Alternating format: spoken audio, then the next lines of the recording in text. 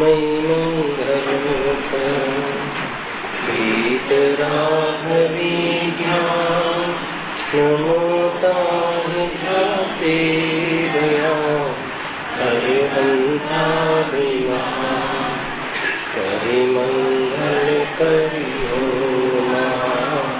ग्रंथ करण सुखा जाते मिले समाज सो स्वामी निज फलरा। आ श्री मोक्ष मार्ग प्रकाशक ग्रंथ से ગઈકાલના પ્રવચનના આધારે શુદ્ધાત્મ પ્રવૃત્તિ એ જ પુરુષાર્થ છે, શુદ્ધ પરિણતિ એ જ પુરુષાર્થ છે, શુદ્ધમાં લીન રહેવું એ જ પુરુષાર્થ છે.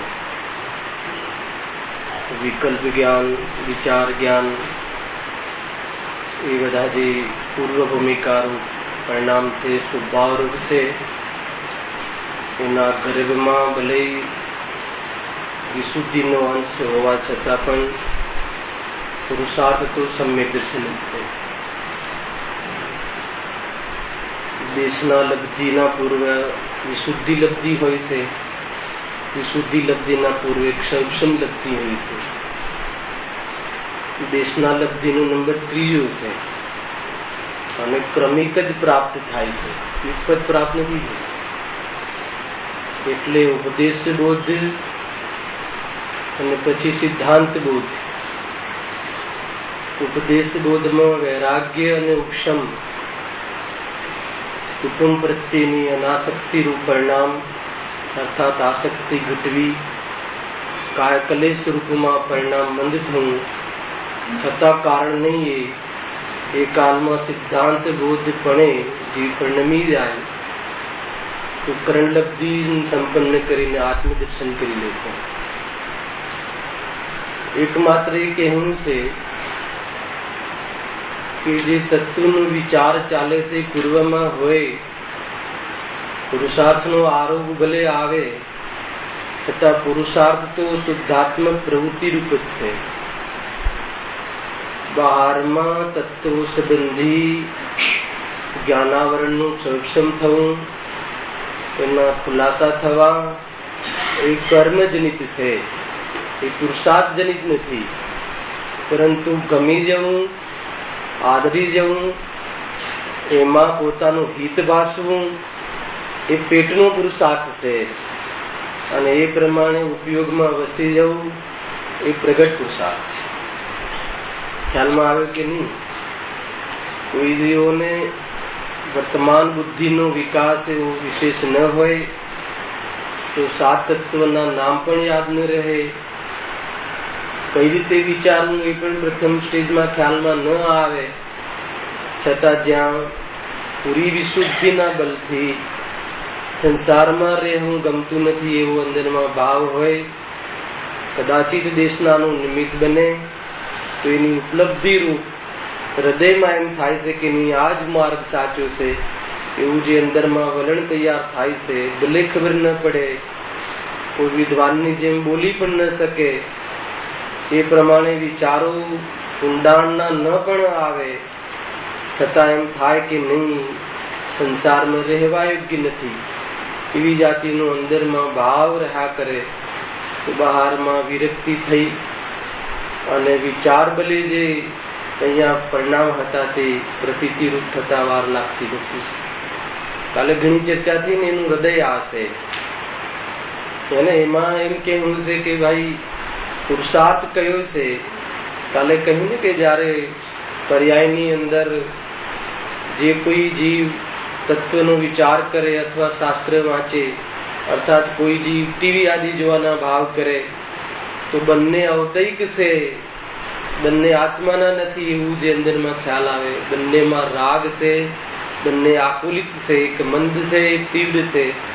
આત્માની સાથે કોઈ એનું નાતો નથી એવું જે અંદરમાં વિભાગ આવે, અંદરમાં જ્ઞાનમાં પકડમાં આવે, સ્વરૂપમાં તે ભાવોનું હિનતિક મહિમા ન આવે. એનું અંદર વલણ જે છે પેટનો પુરુષાર્થ છે અને જ્યારે જે શુદ્ધાત્મ રૂપ પરિણત થઈ જાય છે, ઉપયોગમાં એ પરિણામ એ રીતે લીન થઈ જાય છે, તો એ થયો પુરુષાર્થ. એટલે વાત મને ગમી ગઈ ત્યાં સુધી નહીં, આ વસ્તુ મને ગમી ગઈ, આત્મા મને ગમી ગયો કે નહીં આ જ ઉપાય છે, એવું અંદરમાં જે વલણ રહે છે, મહિમા છે, એ પુરુષાર્થ છે. સમજો, જ્ઞાન વધારે કે ઓછું તે આત્મદર્શનનું નિયામક કારણ નથી. સમ્યક જ્ઞાન હોય અને આત્માનો મહિમા હોય, તત્વનો યથાર્થ વિચાર હોય અને એમાં મહિમા આવે સ્વરૂપનો, બસ એ ભલે ભોળો હોય બહારમાં, જ્ઞાન વિકાસ એનો વિસ્તારથી ન પણ હોય, પણ એનું કાર્ય અવશ્ય થાય છે. એટલા માટે અહીંયા કહ્યું કે નિજરામાં મૂળ કારણ તો શ્રદ્ધા અને ચારિત્ર, આત્માનુભૂતિ, સ્થિરતા, ધ્યાન, એ નિજરાનું કારણ છે. જ્ઞાન તો વગર વિશુદ્ધિ પણ વધી શકે છે. તે સંબંધી, કુટુંબવાદી સંબંધી એ વખતે વિરત ન થયું હોય, પૂર્વમાં કોઈ કર્મનો એ રીતે મંત્રસાયમાં બંધ પડ્યો હોય, તો આ શબ્દ જ્ઞાન તો ખુલી શકે છે. એ કોઈ બહુ વિશેષ વાત નથી. જ્ઞાન તો એ રીતે થાય, પણ પરિણમન ન હોય અંદરમાં, આહા આ જ મારી વાત છે, બીજો કોઈ માર્ગ ન હોઈ શકે એવો દ્રઢ શ્રદ્ધા વિકલ્પાત્મકનું પણ અંદરમાં વર્ણાત્મક હોય છે, ખાલી હોતું નથી. તેવા જીવો આને પામવા માટે સમર્થ છે, એ સમજવું. એટલે કોઈ જીવને અંદરમાં એવો વિચાર આવે કે અમને તો આવા વિચારો જ નથી આવતા, વિચારનો વિષય આપો. ઘણા અમે સામાન્ય આપણે સમૂહમાં ચર્ચા કરીએ ને, તો કહે ભાઈ કઈ રીતે વિચારવું એ કહો. એવી જાતિની બુદ્ધિ પણ બહુ ઓછી હોય તો કાંઈ ડરવા જેવું નથી. એટલો ખ્યાલ આવે કે નહીં આ વાત છે એમાં આ પ્રમાણે પમાય છે, બાકી બધું એમાં દ્રવ્ય કર્મનું ને ભાવ કર્મનું જે થવાનું હશે તે થશે. આત્મા ગમવું જોઈએ, પોતાનું સ્વરૂપ ગમવું જોઈએ. મૂળ વાત એ છે. કાલે કહ્યું ને, અધમમાં અધમ પર્યાય બતાવવાનું અર્થ પણ એનાથી તું જુદો પરમાત્મા સ્વરૂપ છે એ બતાવવાનું પ્રયોજન છે. તારી પર્યાયનું તને જ્ઞાન કરાવીને દુઃખી કરવાનું જ્ઞાનીને પ્રયોજન નથી. કહે છે કે અરે ભાઈ, આટલી પામરતા હોવા છતાં તારો પરમાત્મા સિંહ ન્યાય જેમને એમ છે એ પ્રમાણે જ છે. એક વાર જો બસ પર્યાયની પામરતા ગૌણ થશે, ક્રમે ક્રમે એનો અભાવ થશે. બસ આ મુખ્ય વાત છે એને. એ રીતે છે. આ જીવે આ વિભાગ નથી કર્યો એટલે ભાવ મરણ કરે છે, ભાવ પ્રાણ નો છેદ કરે. આજે આવે ને ભાવ પ્રાણ શું છે અને દ્રવ્ય પ્રાણ શું છે, ગજબની ચર્ચા ચાલે છે. મને ઘણી વાર વિકલ્પ આવે છે જીતુભાઈ કે જે ગુરુદેવનું પ્રવચન ચાલતું હોય ને એના પર પ્રવચન, અમારે તો સિસ્ટમ છે ત્યાં. અહીંયા આપણને અનુકૂળતા નથી ને, એક હપ્તાની લાંબી મુદતમાં એ સંભવ નથી, પરંતુ બહુ આનંદ આવે. અને આપણે જેને દ્રવ્ય પ્રાણ સમજીએ છીએ ને, આ શરીર આદિ એ દ્રવ્ય પ્રાણ છે જ નહીં. એમાં યોગ્યતા રૂપ જે જીવની યોગ્યતા છે ને, એ યોગ્યતાને 10 પ્રાણ કહ્યા. શરીરમાં રહેવાનું, શ્વાસની લેવાની યોગ્યતા આત્માની છે. શ્વાસ જે છે એ તો જળ છે, એ તો દ્રવ્ય પ્રાણ બી નથી. પણ એવી જાતિનું આત્મામાં એ વિશેષ રૂપ પ્રગટ થાય છે, યોગ્યતા રૂપ, એને દ્રવ્ય પ્રાણ કહ્યા. અને શુદ્ધાત્મ ભાવના, શુદ્ધ ઉપયોગ રૂપ ભાવ પ્રાણ કહ્યા. અને એ દ્રવ્ય પ્રાણ બીજા જીવના હણાય કે ન હણાય, પરંતુ મન વચન કાયાનો યોગ કસાય રૂપે પરિણમે અને સામેવાળાના 10 પ્રાણ મટી ન જાય તો પણ હિંસાનો દોષ લાગે છે. અને ભાવ મરણ તો નિરંતર થાય છે, કેમ કે એ વખતે એટલી તીવ્ર કસાયમાં આત્માનું, સ્વના આત્માનું મરણ તો નિશ્ચિત રૂપથી છે. એટલી તીવ્ર કસાયમાં શુદ્ધ ઉપયોગ તો અસંભવ છે, પરંતુ શુદ્ધ આત્માની વાત સાંભળવી પણ ગમવી અસંભવ છે. વાત પણ ન ગમે એટલે ભાવ મરણ, આત્માનો ભાવ, શુદ્ધાત્મા ભાવ પ્રગટ ન થવા દેવા રૂપ કસાયમાં રમવું, એનું નામ ભાવ મરણ છે. એનું નામ ભાવ પ્રાણનો ઘાત છે, પોતાના પ્રાણનો ઘાત છે. જીવત્વ રૂપ સ્વરૂપનો અનુભવ થાય એવી જાતિનો અવસર જ જીવ ન લાવે. કસાયમાં મસ્ત લાગે, કસાયમાં ઉપાધિ બુદ્ધિ લાગે અને કર્તૃત્વ બુદ્ધિથી આને હું હણી નાખું અને એને હણીને હું મારું વર્ચસ્વ કાયમ કરું, એવી જાતિનું પોતાના ત્રિકાલ શુદ્ધ વર્ચસ્વને યાદ કરતું નથી, એને પામતું નથી. એટલે ક્ષણે ક્ષણે ભાવ મરણ કરે. એ ભાવ પ્રાણ ઘાત છે. એ ભાવ પ્રાણ નો ઘાત થયો ને. શું છે નીતિનભાઈ? ભાવ પ્રાણ થી જીવ જીવે છે. જીવત્વ શક્તિ થી જીવે છે એવો સ્વીકાર નથી. એ જીવે છે? એ જીવતો જ નથી. કેમ કે એ જીવન માણી શકતો જ નથી. કેમ કે 10 પ્રાણ થી જીવે છે એમ માને છે, 10 પ્રાણ ની સેવા કરે છે. અને 10 પ્રાણ થી તો જીવવું એ કથન વ્યવહારનું, એ તો એવો યોગ છે. વર્તમાનમાં એની યોગ્યતા છે. એવી યોગ્યતા હશે ત્યાં સુધી રહેશે. ગમે એટલી દવા કરે કે ન કરે, વિચાર કરે કે ન કરે. ગજબ છે ભાઈ. આત્માના પુરુષાર્થમાં, શુદ્ધાત્મ્ય રૂપ અંદરમાં આચરણમાં, આત્માના આત્મજ્ઞાન સ્વીકારમાં કોઈ કર્મનું, કોઈ નિમિત્તનું, કે કોઈ વિચારનું, કે કોઈ સ્વભાવનું નિમિત્તપણું કે કરતાપણું લાગુ પડતું નથી. ખ્યાલમાં આવે કે નહીં? મૂળ વાત એ કહેવી હતી કે જે કાલે જે પોઈન્ટ ચાલે ને બેન, કે આત્મજ્ઞાન જે છે, આત્મજ્ઞાન પુરુષાર્થ છે અને આત્મા સંબંધી જ્ઞાન અવદેક એ વિકલ્પ છે. સમજો, આત્મા સંબંધી જ્ઞાન અત્યારે થઈ રહ્યું છે કે આત્મા કેવું છે, કેમ છે, શું છે, વિચાર જ્ઞાન છે. એ તો એ જ્ઞાનાવરણ કર્મના ક્ષમના આધારે છે. પરંતુ એ જેટલો ખુલ્લો રહે છે, જેટલો ખ્યાલ આવે છે, એમાં આ હું છું એ આત્મજ્ઞાન છે, એ પુરુષાર્થ છે. અને આ વિકલ્પ આવે, અવદિક ભાવ છે, એવું અંદરમાં એને ખ્યાલમાં આવે, પરિણામ આગમ ચક્ષુથી એને પરિણામમાં અપનાપન આવે, એ પુરુષાર્થ છે. એ કોઈ રોકી શકતું નથી. અહીંયા નાના જીવ બેઠા છે, ઘણા જીવ બેઠા છે. જે હું સમજાવું છું એમાં કોઈને ઓછી ખબર, કોઈને વધારે ખબર. તો વધારે ખબર વાળો કોઈ જલ્દી સંવેદન કરી લેશે એમ છે નહીં. સાચી ખબર એમાં એટલો ખ્યાલ આવી જાય કે નહીં નહીં આ વિકલ્પ છે, આ રાગ છે, આ કઈ ધર્મ ભરમ નથી. એટલો ખ્યાલ આવતો રહે ને એનો મહિમા ન આવે તો એને ભલે ને 11 અંગનું કે જ્ઞાન થવા લાગે તો પણ એ જીવને ક્ષમનાઓ ઘાટનો મહિમા નથી આવતું. એ કર્મજનિત છે. કોઈ 5મા ગુણ, 7મા ગુણસ્થાન, 6ઠા 7મા ગુણસ્થાન મુનિરાજ અંગૂઠા છાપ હોય ને ચોથે જે સૌધર્મેન્દ્ર છે 12 અંગનો દ્વાદશાંગ નો પાઠી હોય. બને છે કે નહીં? સૌધર્મેન્દ્ર દ્વાદશાંગ પાઠી છે અને કોઈ 6ઠા 7મા ગુણસ્થાન વર્તિક આચાર્ય કુંકુમદેવ ને 1 અંગનું પૂર્ણ જ્ઞાન નથી. એ સંબંધી થોડાક અમુક પાઠનો ખ્યાલ હતો કુંકુમાચાર્ય, 1 અંગ ધારી નહીં. તો કોણ વધારે સુખી છે બોલો? સૌધર્મેન્દ્ર કે મુનિરાજ? એટલે એ સુખનો સંબંધ જ્ઞાનના ઉગાડ સાથે નથી. ઉગાડમાં સમ્યક રીતિથી જાણવું ને દેહ આત્મા ભિન્નમાં આત્માનો મહિમા રહેવો, દેહની આસક્તિ તૂટવા રૂપ અંદરમાં વિચારના બલે થયું હતું એ પ્રતીતિમાં આવી ગયું. અંદરમાં એ પ્રકાર, અંદર એટલે આ પેટની વાત છે, અંદરમાં એટલે અહેસાસની વાત છે. અંદર બહાર એટલે અહેસાસ, ખ્યાલમાં રહ્યા કરે. લડવા જાય મતલબ ઘરમાં ક્રોધ આવે પણ અંદરમાંથી આ વિરક્ત થવા પણ એવો ખ્યાલમાં રહે. એ વખતે ભલે પકડમાં ન આવે પણ ઘણા સમય પછી પકડમાં આવે, કઈ વાંધો નહીં. જયારે પકડમાં આવે ત્યારે આનંદ કરો.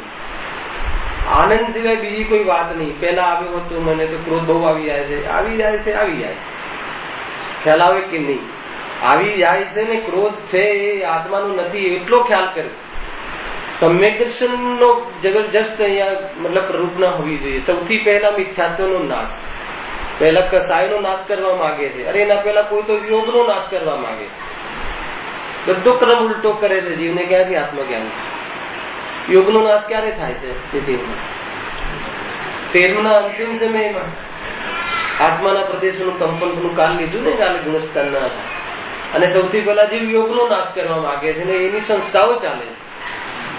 એને યોગનો નાશ કરે છે. પ્રથમ આમ બેસો ને તેમ બેસો ને ધ્યાન કરો, કશું ધ્યાન નથી. જ્યાં સુધી ધ્યાનનો વિષય ક્લિયર ના હોય, ધ્યાનનો વિષય પ્રતીતમાં ન હોય ત્યાં સુધી ધ્યાન થાય જ નહીં. એટલે સૌ પ્રથમ સમ્યક દર્શન ક્રમ આ છે અને એ પ્રમાણે છે ભાઈ વસ્તુ સ્વભાવે વિચાર કરવો જોઈએ. મૂળ વાત એ છે કે અર્હંતના સ્વરૂપમાં આપણે સમજવાની જે ચર્ચા ચાલે છે એની ચર્ચા આપણે આવ્યા છે. એ જ ચર્ચા આવી છે કે એ અર્હંત પરમાત્મા છે. 4 ઘાતી કર્મનો જેને નાશ થયો છે, અનંત ચતુષ્ટય પ્રગટ થઈ ગયા છે અને અનંત સુખમાં જે નિરંતર સાધ્ય દશા દ્વારા આત્માને સાધે છે, એ અર્થાત તો સાધ્ય દશા દ્વારા આત્માનો અનુભવ કરે છે, અનુભવમાં રહે નિરંતર હે ને એ રીતે. અને જેમને આયુ દંબર આદિ અંગ વિકાર આદિ કામ ક્રોધ આદિ નિંદ્ય ભાવના ચિહ્ન છે, કોને છે? ચિહ્ન છે તેથી રહિત. એવા જે ચિહ્ન કોને હોય છે? ખુદેવાદીને હોય છે, આયુધાદી. એના ચિહ્નોથી રહિત કોણ છે? અર્હંત પરમાત્માની ચર્ચા ગયા પીરિયડમાં કરી. જેનું પરમ અવતારિક શરીર થયું છે. શરીર પણ કેવું છે? પરમ અવતારિક શરીર છે. એટલે એમાં રોગ નથી. પરમ જેમના પરમાણુઓ પણ જેમાં બેક્ટેરિયા આદિ જીવો રહિત થઈ ગયા છે એવું શરીર પણ એક પ્રકારથી શુદ્ધ થઈ ગયું છે. જેમાં વચન વડે મૂળ વાતા છે, જેના વચન વડે લોકમાં ધર્મતીર્થ પ્રવર્તે છે. વચન વાણીને તીર્થ કહે છે. કેમ કે તીર્થને બતાવે છે.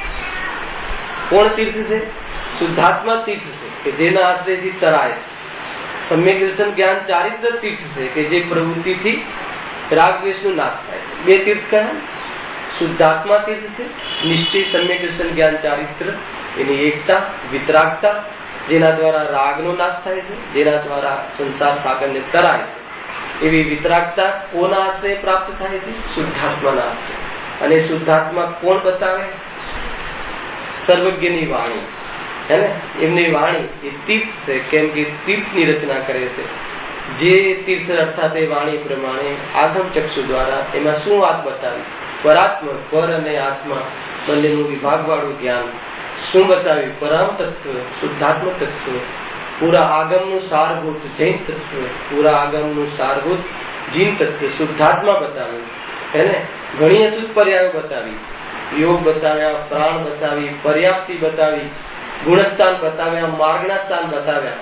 20 પ્રવૃત્તિના દ્વારા અશુદ્ધ જીવ બતાવ્યું. અશુદ્ધ જીવ બતાવવા પાછળ એ હેતુ હતો કે અશુદ્ધ રહેવા પણ એમાં એક શુદ્ધાત્મા તત્વ છે કે જે ક્યારે પણ અશુદ્ધ થતું નથી. અને એ શુદ્ધાત્મા તત્વ, પરમ તત્વ બતાવ્યું.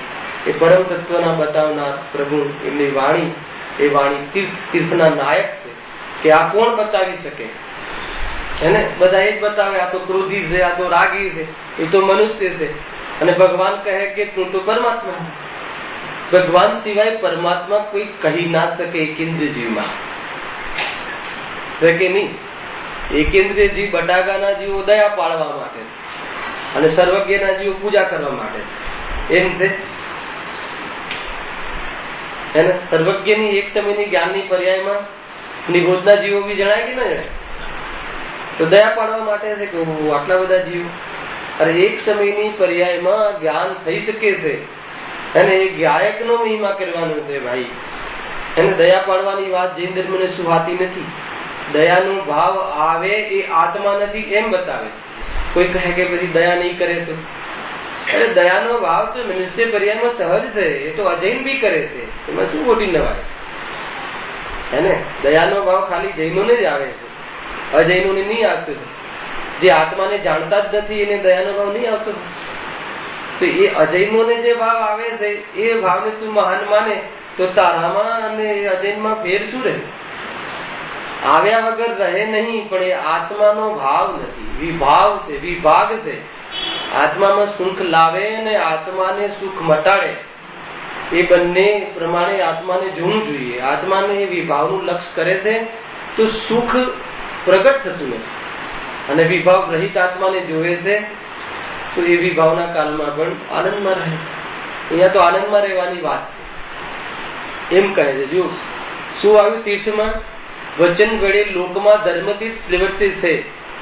જ્યાં આ વાણી થતી હોય કે તું ગાયક છો, તું શુદ્ધાત્મા છો, એ બધા તીર્થો છે, હે ને?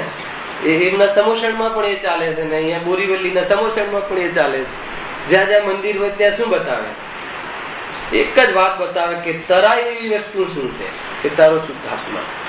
સમ્યક દર્શન જ્ઞાન ચારિત્ર પ્રગટ કર. એક જ વાત, આત્માના દર્શન કર, સ્વરૂપનો ખ્યાલ કર, વિભાગ વાળું જ્ઞાન પ્રગટ રાખ.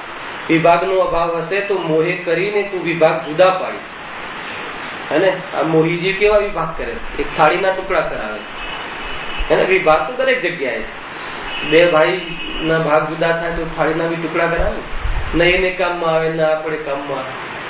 તો એ મોહથી વિભાગ કરે છે અજ્ઞાનીજી. અહીંયા કહે છે કે જ્ઞાનથી આ મોહનો પણ વિભાગ જાણતું છે. ત્યાં બધી જ વાત બંધ થઈ જશે. ત્યાં બહારમાં કયો વિભાગ છે? એક ચૈતન્ય આત્મા અને બાકી બધા પર. બસ એવું કહેવાનું સામર્થ્ય સર્વજ્ઞમાં છે. કેમ કે એમને જોયું છે, એમને અનુભવ્યું છે અને વસ્તુનું સ્વરૂપ એમ છે. એટલે હિતોપદેશી છે રાગ રહિત છે એટલે અન્ય કોઈ પ્રયોજન નથી કે તમને આ દુકાન તમારી નથી એમ કહેવાનું, અન્ય કોઈ પ્રયોજન નથી. રાગી કોઈ એમ કહે કે આ દુકાન તારી નથી તો એમાં એનું કોઈ પ્રયોજન હોઈ શકે? એને જોઈતી હોય, બીજાને અપાવી હોય, આમને તો એવું કહે છે રાગ છે જ નહીં.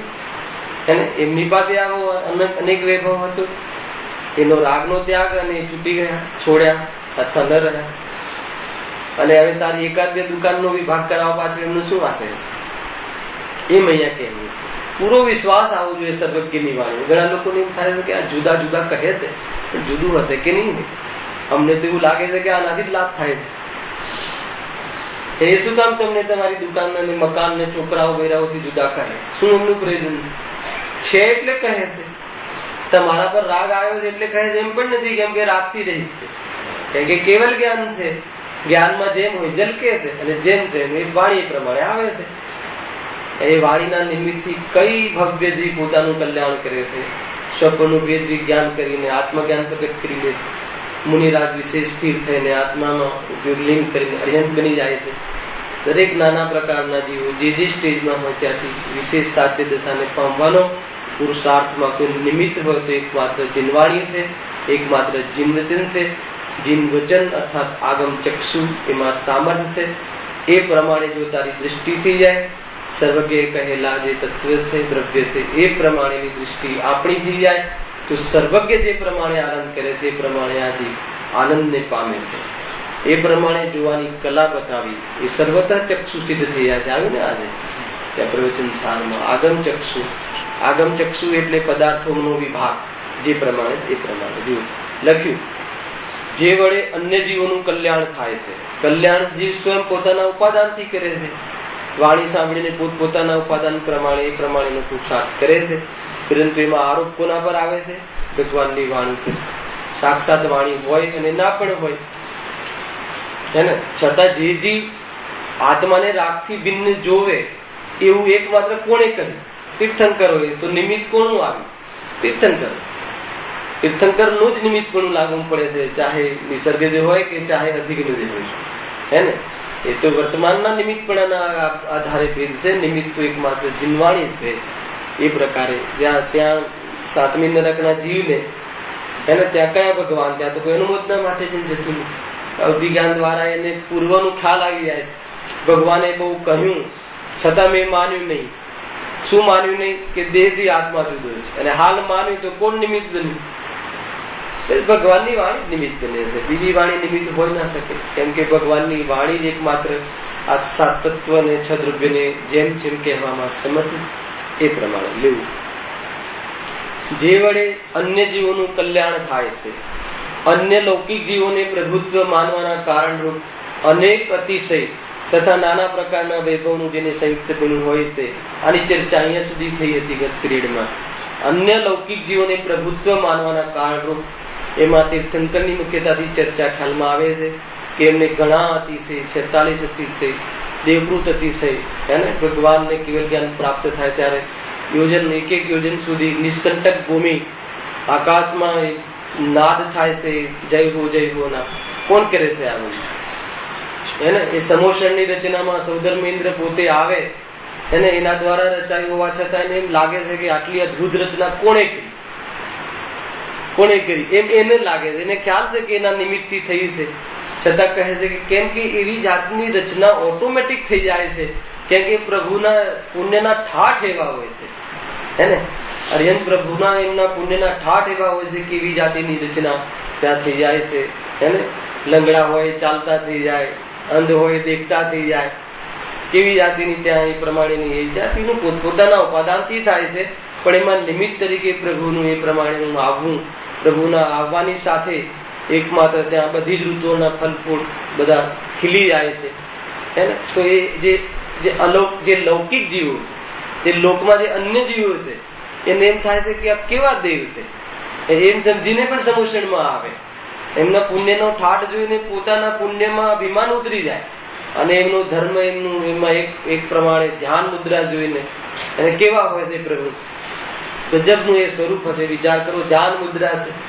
નથી એ ગયોમાં તુજે પરિણતિ, સન્મુખ જરા સ્વરૂપે ડૂબેલા નમનુત ને હું જીનવરા. હે ને, એ છે નથી એ ગયોમાં શું છે? તુજે પરિણતિ સન્મુખ જરા.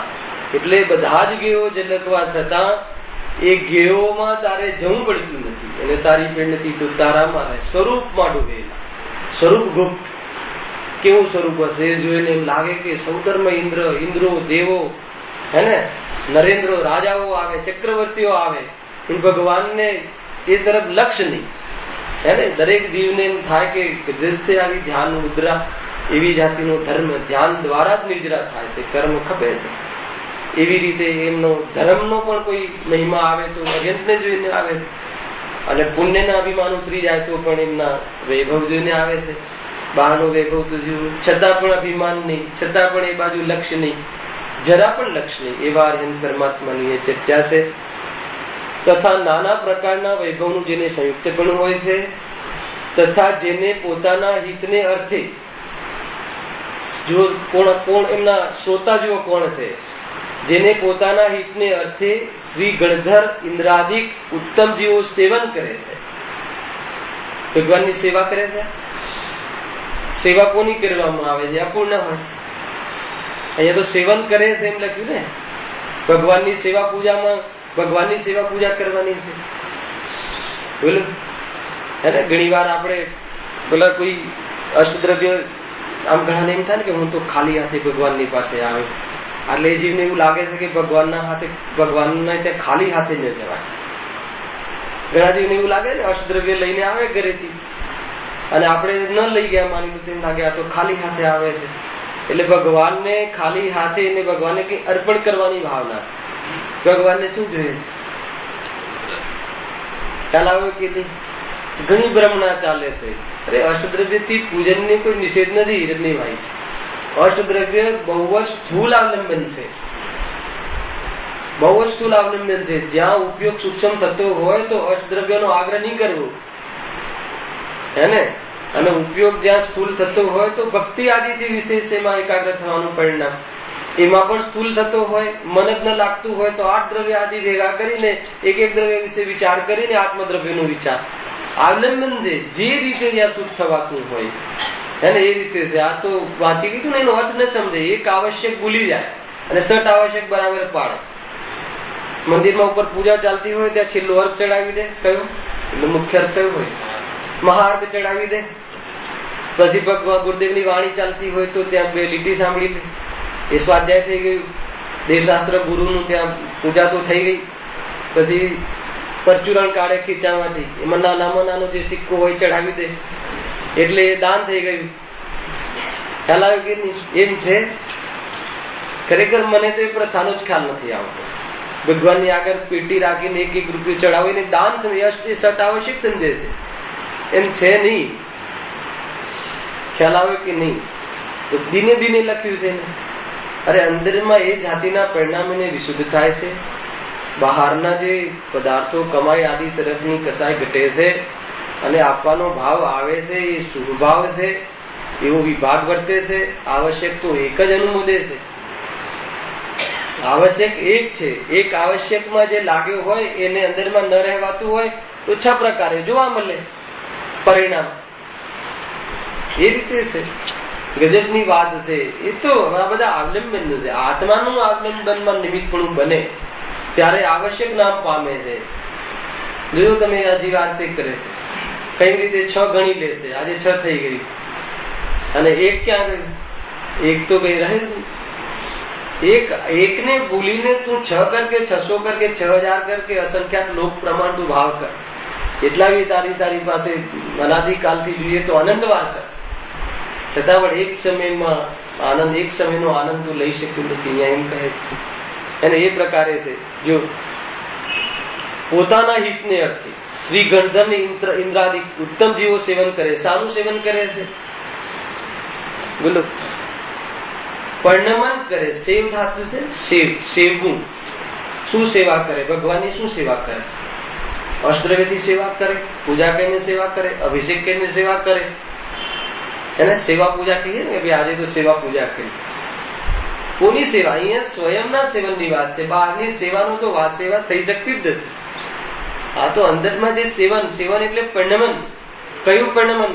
આગમ જ્ઞાનમાં જે આવ્યું કે આ મને જે રાગ આવ્યો છે, કયો ભગવાનને ભજવાનો રાગ આવ્યો છે, એ રાગ અને આત્મા બે જુદા છે, જ્ઞાન જુદા છે, એ વિભાગ એવું સેવન કરે તો હિત સધાય.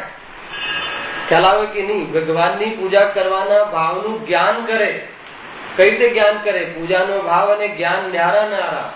ઉપયોગ મિશ્રિત રાગ, રાગ મિશ્રિત ઉપયોગ.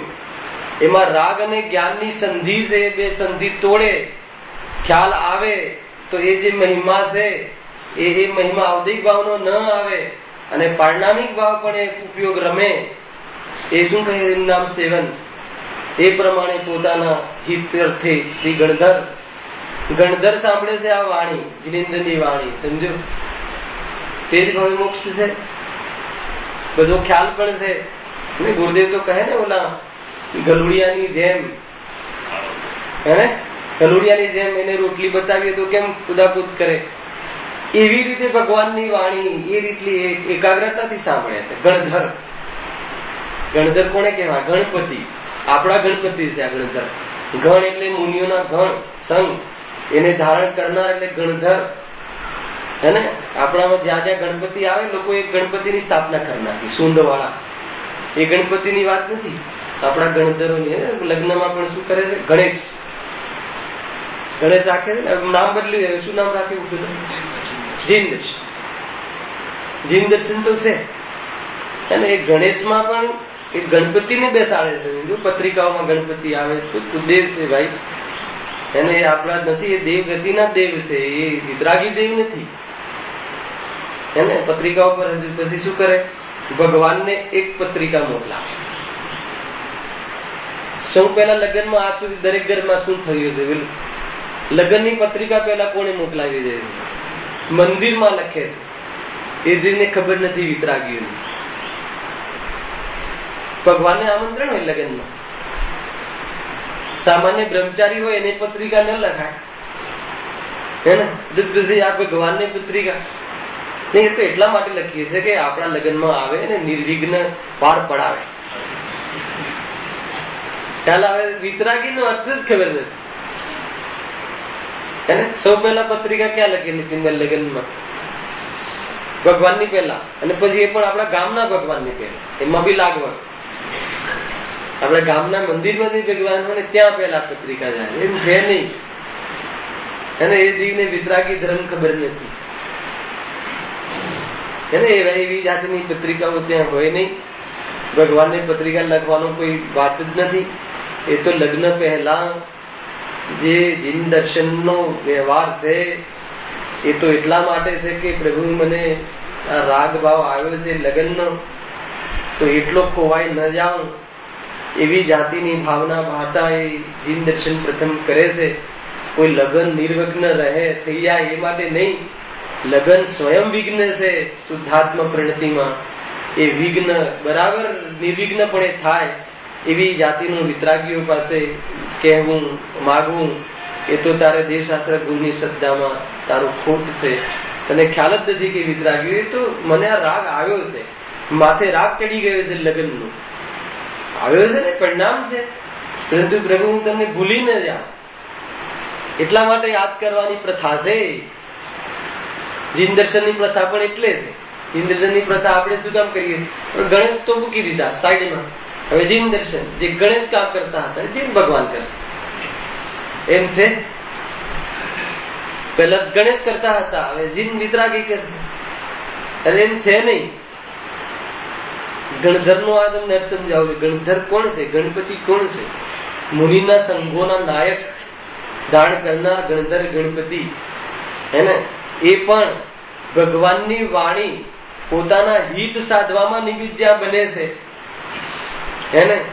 અને જીવને આ વાણી સાંભળવામાં પ્રમાદ, હે ને? બહારમાં જે એને સૌક્ષમ જ્ઞાનનો વિકાસ અને સૌક્ષમ જ્ઞાનમાં એ પરમાણુ જ્ઞાનમાં એનો મહિમા, એ કોમ્પ્યુટરના સોફ્ટવેર એ પરમાણુનો મહિમા, અને બહારમાં તે સંબંધી પરમાણુ વિજ્ઞાન છે એના મહિમામાં ઇન્દ્રિય ચક્ષુ, અને એ ઇન્દ્રિય ચક્ષુ દ્વારા પૂતગલ પદાર્થોનું જ્ઞાન થાય છે. અને એમાં એ પૂતગલ અને એનું જ્ઞાન, એ જ્ઞાન પૂતગલનું જ્ઞાન, તે જ્ઞાન આત્મા એમ વિભાગ ન કરતા એ જ્ઞાન ક્ષમના ઉઘાડમાં પૂતગલના જ્ઞાનમાં મહિમા કરે છે, એનાથી સુખ માને છે, એનાથી ધન આવે એમ માને છે, અને આત્માને ખોઈ નાખે. આગમની વાણી છે એનો મહિમા નથી આવતો. અરે આત્મજ્ઞાનથી જે સુખી થાય છે કે નહીં, આ બધું પરમાણુ જ્ઞાન છે, એવી નિમિત્ત જ્ઞાન છે, એવી એ જાતિના કર્મનો જ્ઞાનાવાળની કર્મનો ક્ષમક્ષમ હશે તો ઉઘાડ થશે. એ બી વર્તમાનનો પુરુષાર્થ નથી, એવી વર્તમાનનું કોઈ કારણ નથી. તો પૂર્વમાં તેવી જાતિની મનકસાના કાળમાં બંધ કર્યો હશે તો એ જાતિનું પરમાણુ સંબંધી જ્ઞાન ખુલ્યું છે, અને ઇન્દ્રિયનું તો જે છે પરમાણુ પૂતગલ જ વિષય બને છે. પણ એ જ્ઞાન છે ને પૂતગલ એનો ધ્યેય છે, એમ જ્ઞાનનો વિભાગ ન કરતા એનો મહિમા આવી જાય છે, હે ને. હવે એ ચાહે એ પરમાણુ વિજ્ઞાન હોય કે ચાહે એ શાસ્ત્ર જ્ઞાન હોય, કોઈને એ બધા એ પરલક્ષી જ્ઞાન છે, કોઈને શાસ્ત્રના બધા ન્યાય કહેતા આવડી ગયા, કોઈને ભક્તિઓ યાદ રહેવા લાગી, તો ક્યાંય ને ક્યાંય એ બધું પરલક્ષી જ્ઞાન છે. એ રાગ, એ ક્રિયા જળ અને આત્મા જ્ઞાન એમ વિભાગ અંદરમાં વર્તાય અને એ આત્મજ્ઞાનમાં એ ઉપયોગ ઠરે તો એક પ્રકારથી પોતાનું હિત સાધે અને એ બહારમાં એ પ્રમાણેના યોગોનો ક્રમથી અભાવ થતા એ અજન સિદ્ધસાને પાર પાડે છે. એ રીતે છે આ હિત સાધવાની વાત આ છે, હે ને. તો આ વાત કોણ કહી શકે? હું તમારો ઉપકારી નથી, હું તમને તમારું સમ્યક પ્રાપ્ત કરાવી શકવામાં સમર્થ નથી, એવું કોણ કહી શકે? સદબુદ્ધિ કહી શકે, વિતરાગી કહી શકે, હે ને. અત્યારે તો બહુ ચાલે ને કિરીટભાઈ બધા સમ્યક દર્શન આપે છે લોકમાં પણ. એક છે ને કિરીટભાઈ કઈ ફોટો લાગેલો છે, એ આપે છે બધું સમ્યક દર્શન એક ને આપે છે, એમ છે.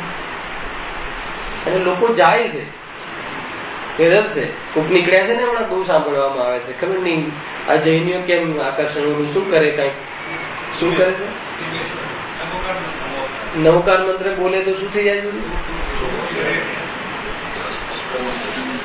નવકાર મંત્ર એ છે ને આવ્યું ક્યારેક પ્રવચનમાં આવ્યું કે એક દીકરાઓને બહુ રાગ હોય છે કે પોતાની માતા રામ બોલે, હે ને. કે મરણ પથારીઓ હોય છે, મરણ પથારીઓ હોય છે એટલે એમ થાય કે કમસે અન્ય મતીની માં ઉદાહરણ આપ્યું ગુરુદેવે કે રામ બોલે, રામ.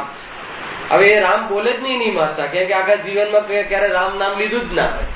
તો પછી પેલું સપૂર હોય ને, સપૂર રામપાત્ર, સ્ટીલ વાળાને ખ્યાલ હશે, એ રામપાત્ર બનાવવામાં આવે તો એ સપૂર બતાવે છે આમ કે કમસે કમ રામપાત્ર માં બી રામ બોલે ને.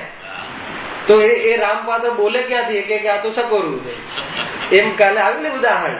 પછી ત્યાં ગુરુદેવ કહ્યું કે અગર કદાચિત રામ બોલી પણ જાય તો એનાથી શું થશે? આત્મા બોલવાથી શું થશે? કથનથી ધર્મ નથી, એને કથનથી વાણીથી વાણીનો ધર્મ હોય છે, વાણીથી આત્માનો ધર્મ નથી. ગઝલ છે તો એ લોકો ખબર નહીં જૈનોની લાઈન લાગી છે ત્યાં. નવકાર મંત્ર એ બાવો બોલે છે, ભાઈ જેવી છે, અને આના બધા રોગ મટી જાય છે. એ ગઝલ બહુ લાઈન લાગી છે. લોકો જુઓ ક્યાંથી ક્યાં. અહીંયા તો કહે કે કોઈ પંચમ કાલમાં કોઈ સાક્ષાત કોઈ તીર્થંકર આવ્યા અને એમનું સમોષણ રચ્યું કોઈ બતાવે તો બી તારી શ્રદ્ધા ડોલે નહીં, કેમ કે પંચમકાલમાં તીર્થંકર હોતા નથી. તો બધી કોઈ આમ આદમી નામ બોલે, નમોકાર મંત્ર બોલે ને તારા બધા રોગ દૂર થઈ જાય. ખ્યાલમાં આવે કે નહીં? કોઈ જ્યોતિષી મળી જાય તો ભવનું પૂછે, હજુ તેને ભવ જાણવા છે. તીર્થંકર એ સમોષણમાં જાય તો પાછળ શું હોય છે? ઓલું ભાણપંડલમાં ભવ જોવા જાય. ભગવાનની વાણીમાં ભવ રહિત આત્મા બતાવે છે ને, આને એને ભવ જોવો છે. એને 5 રૂપિયા આપે, પોપટ બોલે કે તારું આમ છે, તારું આમ નથી, માની લે આ જીવ, ગજન છે આ જીવ. અરે તારે ભવમાં દુઃખ સિવાય બીજું હોય શું? ભવમાં ભવરહિત આત્મા બતાવે, બસ એ તીર્થંકર વાણી. એ કહે છે અહીંયા દરેક જીવ અહીંયા કહે છે કે પોતાના હિતને અર્થે શ્રી ગણધર ને ઇન્દ્રાદિક ઉત્તમ જીવો, આ ઉત્તમ કહ્યું, ઇન્દ્રાદિક સ્વધર્મ ઇન્દ્ર આદિ, એને બહારનું બલ પણ ગજબનું હોય છે, છતાં એનું મહિમા ન કરતા ભગવાન જે બતાવે છે એને કહે છે કે ભાઈ જે શરીરનું બલ અને આત્મબલ બે જુદા છે, એનાથી તું મહાન નથી, એવું સાંભળવાનું જીવોને ગમે છે. એને બહારના અભિમાન છોડી દે એમ અહીંયા કહે છે. ઉત્તમ જીવો સેવન કરે છે, અને વર્તમાનમાં બી જે આ વાત સેવન કરે એ જીવ ઉત્તમ છે એમ સમજવું. શાનું સેવન કરે? શુદ્ધાત્માનું સેવન કરે. કઈ રીતે કરે? રાગ મટાડીને કરે કે રાગના કાળમાં કરે કે શું કરે? રાગના કાળમાં રાગ રહિત આત્માને જુએ. વસ્તુમાં રાગ આદિ છે જ નહીં, અને જ્યાં રાગ આદિ છે ત્યાં આત્મા નથી, અને રાગ આદિનું જ્ઞાન છે. અને આ અભિપ્રાય પેલા ભેદ સ્વભાવથી ભિન્ન, પરિણામથી ભિન્ન અને સંયુક્તથી ભિન્ન, 3 પ્રકારના સ્ટેજ છે. રાગ અને આત્મા લક્ષણે ભિન્ન. એ અભિપ્રાયમાં શું પ્રથમ જ્ઞાની ધર્માત્માને નિર્ણય થાય છે, પ્રતીતિ થાય છે. પછી પરિણામથી ભિન્ન અરિહંત પરમાત્મા. પરિણામમાં રાગ ન રહે, રાગ રહે ત્યાં સુધી પૂર્ણ સુખ ન આવે. અને સંયોગથી ભિન્ન સિદ્ધ પરમાત્મા. ખ્યાલ આવે કે 3 સ્ટેજ છે કે નહીં? પહેલા શાનાથી ભિન્ન છે? સ્વભાવથી ભિન્ન એવી પ્રતીતિ સંગીત પંચમ જે જીવને ગ્રસ્ત દશામાં થાય છે કે ભાઈ સ્વભાવથી ભિન્ન કોણ? રાગ અને આત્મા લક્ષણે ભેદ. શરીર અને આત્મા લક્ષણે ભેદ. તે જડ, રાગ આશ્રવ, રાગ વિભાવ, દુઃખ અને જ્ઞાન સ્વભાવ લક્ષણે ભિન્ન એવી અભિપ્રાય પ્રતીતિ, એવી અભિપ્રાય ભિન્નતા ભાષે, એને ચૈતન્ય ભાષે નિરંતર. એવી પરિણતિ કોને હોય છે? જ્ઞાની ધર્માત્માઓને હોય છે. અને જેની પર્યાયમાં રાગ માત્ર ભિન્ન થઈ જાય, રહે જ નહીં, એને મોહરાગ દ્વેષાદિનો સંપૂર્ણ ભાવ પરિણામે કોને? હરિહંત પરમાત્માને. અને જેને શરીર આદિ અઘાતી આદિ કર્મ સંયુક્તથી ભિન્ન થઈ જાય કોને? આ 3 જુદા છે કે 3 એક છે? આ 3 પર છે કે હું છું? ત્યાં સુધી આવવાનું. અને આ 3 જુદા એટલે સિદ્ધોની વાત થઈ, એક અરિહંતોની વાત થઈ અને એક ગુરુદેવની વાત થઈ. ગુરુદેવ જ્ઞાની, અરિહંત સિમંદર ભગવાન, અને જે સિદ્ધ થઈ ગયા મહાવીર આદિ. આપણી તો વાત જ નથી, ઘણા જીવને એવું લાગે છે. અને આ 3 જે છે એ 3 અલગ અલગ છે કે એક જીવના 3 સ્ટેજ છે. અને એક જીવના 3 સ્ટેજ છે એ એક આત્મા, હું આત્માના છે કે બીજાના છે? અને વર્તમાનમાં એવું સામર્થ્ય મારામાં, કોઈ જીવને પ્રતીતિ હોય તો સ્વભાવથી ભિન્ન અનુભવ કરે છે, અને આવવાવાળી પર્યાયનો, આ ભવિષ્યની પર્યાયનો ક્રમ છે. બસ આ રીતે જે જાણે છે એ જ વાસ્તવમાં આત્માનો અનુભવ કરે છે, એ જ પોતાના હિતને સાધે છે. એમાં નિમિત્ત ભગવાનની વાણી હોય છે, અને ભગવાનની વાણી 2 પ્રકારે પ્રવૃત્તના છે. એમાં ભગવાનની વાણી જ નિમિત્ત હોય છે, એટલે બીજી વાણી નિમિત્ત નથી હોતી.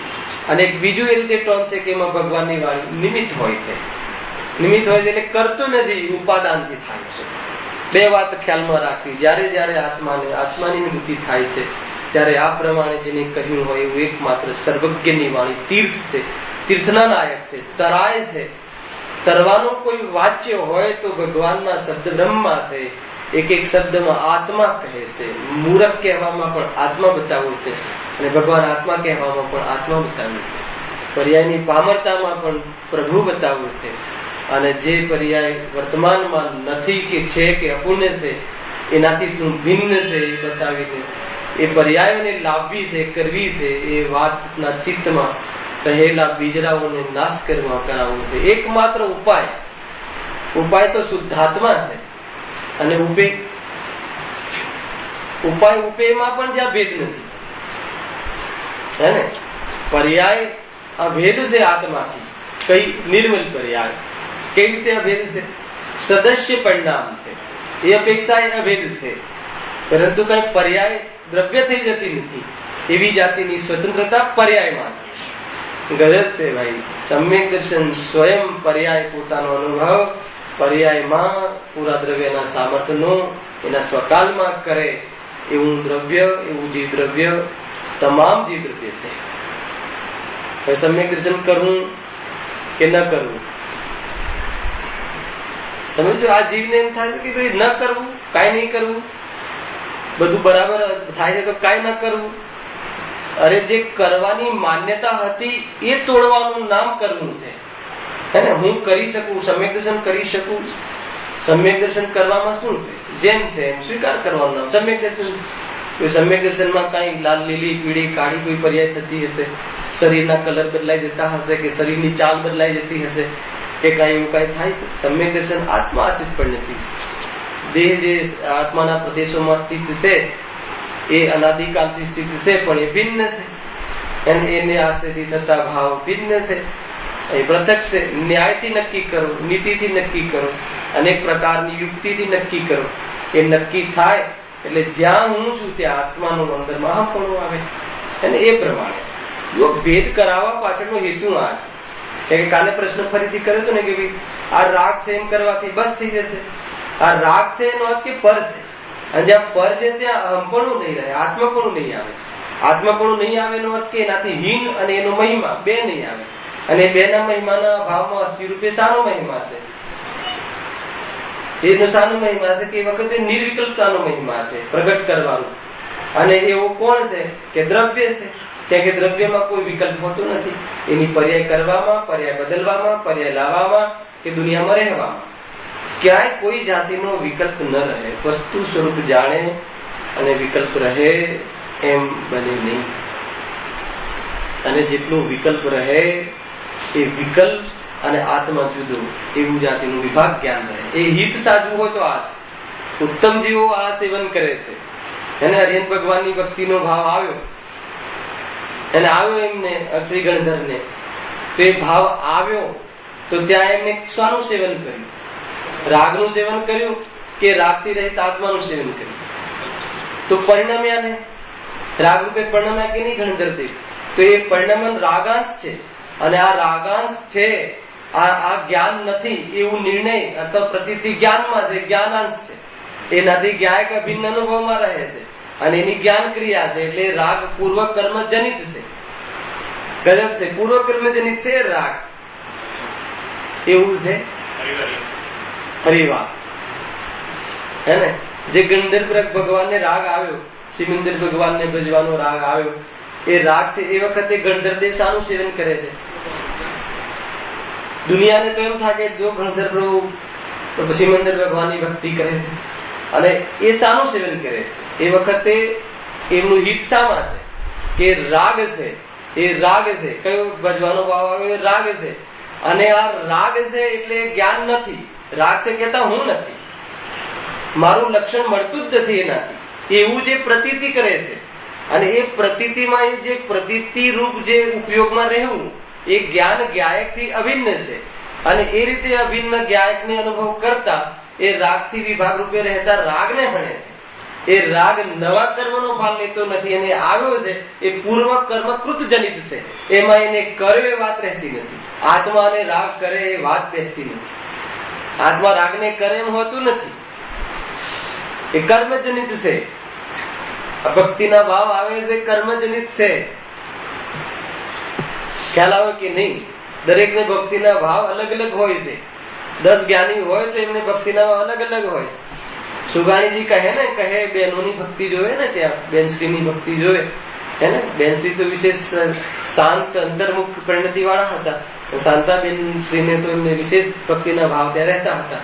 તો સુગાણીજી બોલમાં લખ્યું કે જેવી બહેનોને ભક્તિના ભાવ આવે છે એવી ભક્તિના ભાવ મને પડતા નથી. કેવી જાતિની ભક્તિ કરે છે કે આવી ભક્તિના ભાવ મને મળતા નથી? તો ભક્તિના ભાવ ન ઉમળે તે ઓછા જ્ઞાની છે. ન આવે એવી ભક્તિ ઓછી આવી, કોઈને વધારે આવી. સૌ ધર્મેન્દ્ર 1000 પાઠ કરીને નાચે ને કોઈ ન નાચે. એ બધા ઔદૈક ભાવ છે. ઔદૈક ભાવમાં એકરૂપતા હોતી નથી. ઔદૈક ભાવમાં અનેક રૂપતા હોય છે. અને એ વખતે એ ઔદૈક આત્મા જુદો એવો જે પુરુષાર્થ છે એકરૂપ ભાવ છે. આત્મા જ્ઞાની તો જ્ઞાનને અનુભવ કરે છે, જ્ઞાન ક્રિયા કરે આ છે. એટલે આત્મા વેગળો રહે છે. જ્ઞાની ધર્માત્મા હર ઔદૈક ભાવોમાં છૂટા રહે છે. એના સ્વામી બનતા નથી. તો કે સ્વયં ને આવે છે ને, અપરાધ છે ને, એ પર્યાયની પામરતા છે ને, એ પરમાત્મા પણ નથી.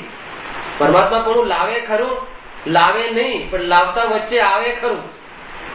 ખ્યાલ આવે કે નહીં? એ પરમાત્મા પણ લાવે નહીં એ ભાવ, પણ પરમાત્મા પણ પૂરું પ્રગટ ન થાય ત્યારે વચ્ચે આવે ખરું. એનાથી બચાતું નથી. એ કમજોરીનો અનુભવ કરે, કમજોરીનું જ્ઞાન કરે, અને પુરુષાર્થ વધારે કે કમજોરી વધારે.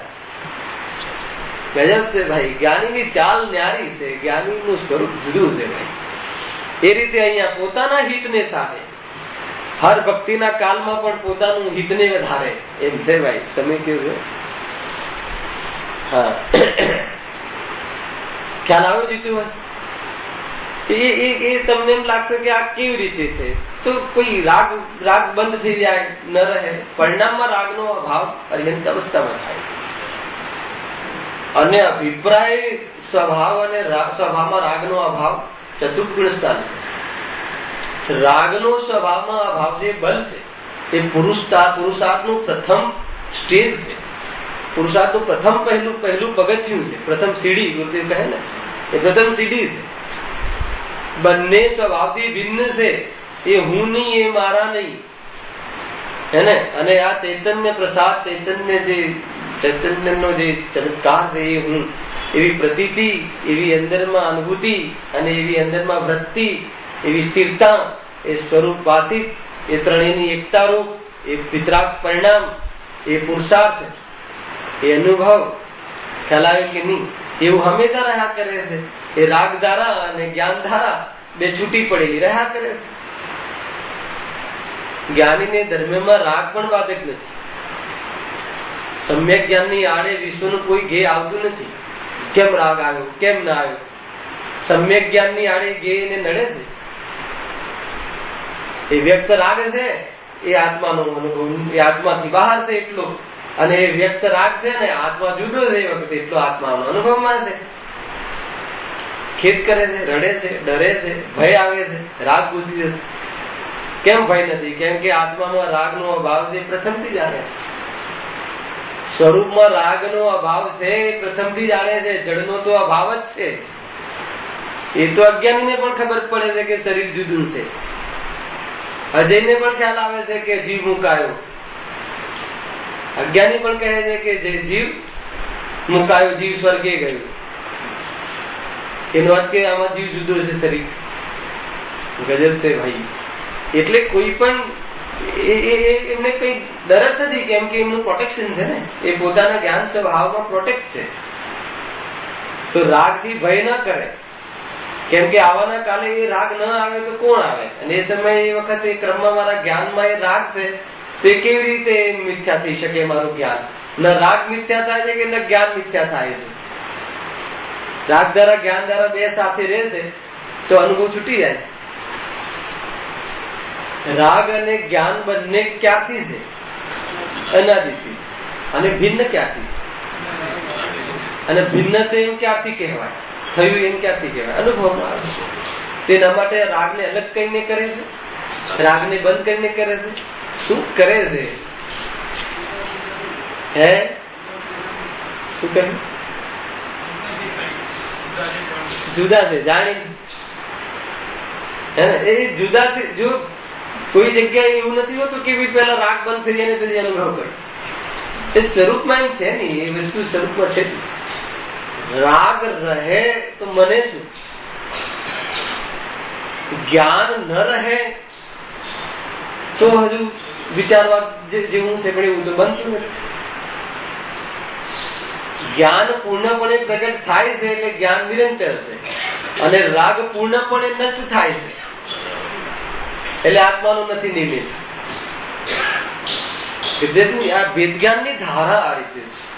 ભેદજ્ઞાનની ચરમ સીમા છે કે પોતાના બીજાના રાગની વાત નથી. જ્યાં પોતાનામાં રાગ ભિન્ન છે, એમ કોઈને બહારમાં રાગ થતો જોવે તો એને રાગી જોવે કે રાગથી ભિન્ન જોવા જવું પડે, કે અહીંયાથી જોવે એમાં આવી જાય.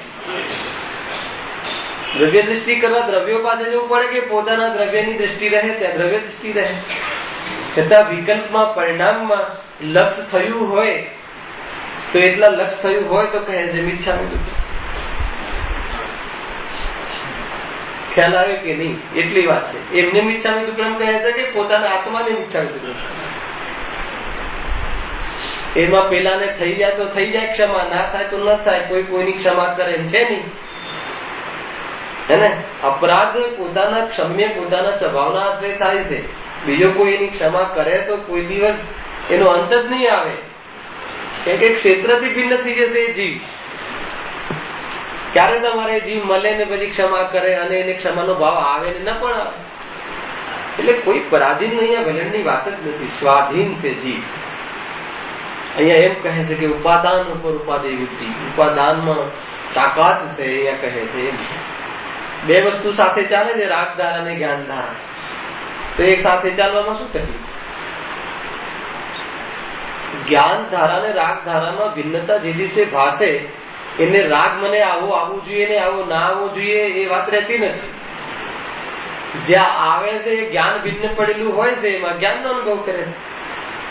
પરિણામ અપેક્ષા એ રાગનું વેદન કહ્યું જ્ઞાનીને પણ એ જે રાગનું વેદન છે એ અનાત્મા છે. એમ જ્ઞાનનું વેદન આખિરકાર તો જ્ઞાનમાં જ્ઞાનનું વેદન છે. જ્ઞાન સ્વસંવેદન છે. સ્વસંવેદન જ્ઞાનનું કહે છે, પણ જેટલો ઉદય છે એટલું વેદન કહ્યું. પણ એ દુઃખ છે અને આત્મા દુઃખ નથી, એ બે અંદરમાં ચાલુ રહે. તો આ રીતે આખી વિધિ જ્ઞાની ધર્માત્મા એનો સ્વામી થતો જ નથી. કેમ થતો નથી? કે સ્વામી નથી એટલે થતું નથી. કોણ સ્વામી નથી? જીવ માત્ર એનો સ્વામી નથી એટલે સ્વામી થતું નથી. સ્વરૂપે એમ છે, વસ્તુ નિશ્ચિંતન કરો તો એમ છે. અગર રાગ જો દ્રવ્યમાં ઘૂસી જાય તો રાગ સ્વભાવ થઈ જાય. ખ્યાલ આવે કે નહીં? તો રાગના અભાવ કરવાના પ્રસંગો જ્ઞાનીઓ ન કહે. ખ્યાલ આવે કે નહીં? રાગ રૂપે દ્રવ્ય ક્યારે થતું નથી. એવી જાતિનું સ્વરૂપ છે ભાઈ. આ તો ભગવાનની વાણીમાં આવેલા તત્વ છે. ગણધર આ રીતે પોતાના આત્માનું સેવન કરે છે અને હજાર આંખોથી જોઈ, નેત્રથી જોઈને ભક્તિના કાળમાં પણ અવદૈક અને પારણામિક ભાવનો ભેદનો અનુભવ કરતા સૌધર્મ ઇન્દ્ર આદિ પણ આત્માનું સેવન કરે છે. શુદ્ધતાનું સેવન કરે એમાં જ નિમિત્ત બને હે ને. અને પુણ્ય રીતે કરે તો પુણ્યમાં નિમિત્ત બને. રાજીવે પોતાને સમ્યક દર્શન આદિમાં ભગવાનને નિમિત્ત બનાવ્યા નથી. અહીંયા કહે છે કે જે પોતાનું હિત ઈચ્છે છે એ જે ભગવાનની વાણી તીર્થની રચનામાં પોતાના એ શુભ અશુભ ભાવના ભાવમાં નિમિત્ત કરે, અર્થાત તો પોતાના ઉપાદાનમાં ઉપયોગને સ્થિર કરે. એવી રીતે સેવન કરે. એ વખતે નિમિત્ત કોણ? તીર્થંકરની વાણી. એવા સર્વ પ્રકારે પૂજવા યોગ્ય શ્રી હરિયંતદેવને અમારા નમસ્કાર હો. અને આ રીતે કહે છે ભગવાનને નમસ્કાર કર્યા ક્યારે કહેવાય? સ્વરૂપે ડૂબેલા મનતને હું જીનવરા. સ્વરૂપમાં ડૂબવાનું જેને ગમે, સ્વરૂપમાં ડૂબવાનું જેનો પુરુષાર્થ ચાલે, સ્વરૂપમાં ડૂબવા રૂપે એકમાત્ર દુઃખનો દૂર કરવાનો ઉપાય છે એવો વિકલ્પમાં પણ તટલીને થાય તો લોક વ્યવહારે ભગવાનના દર્શન કહેવાય છે. એમ અહીંયા કહે. બીજું શનિવાર